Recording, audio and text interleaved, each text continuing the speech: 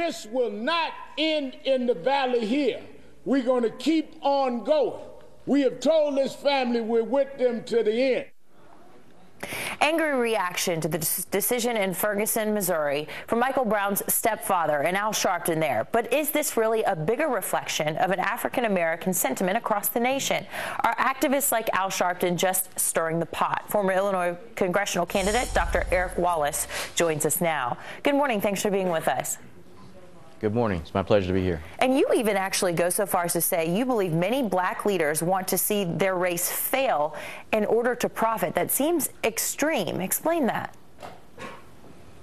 Well, there's what you call the politics of racial grievance, which isn't new. Booker T. Washington spoke about it back in his day when he talked about how there was a segment of the black population that wants to keep the troubles, the wrongs, and the hardships of the African-American race before the people, partly because they want sympathy, but also because it pays.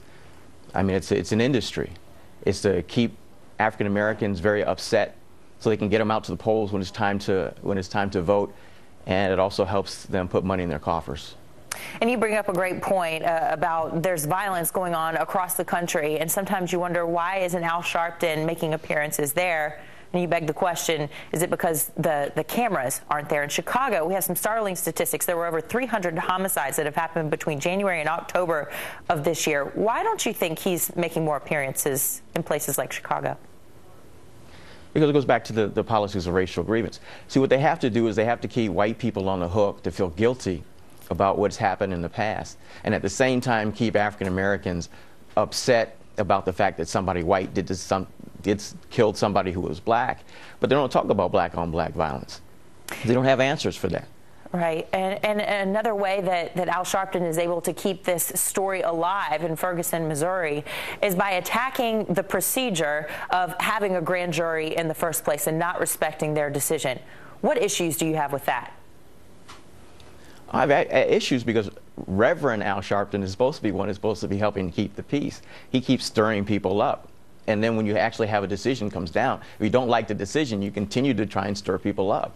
And it's unfortunate because we believe in the rule of law. And if you believe in the rule of law, when a decision comes down, you should at least be able to look at it and start, even if you disagree with it, find reasons why you disagree with it instead of trying to just trump things up and get people emotional, so they don't even think about whether this decision really had some merit to it or not. Dr. Wallace, do you think that some of these protesters haven't read all the news headlines, or they've only read the headlines and not the meat of the articles, and realize that the grand jury deliberated for a very long time? They saw hours of testimony, autopsy reports, photographs, and all sorts of accounts from witnesses there, and then they made their decision. Why would that decision not be respected?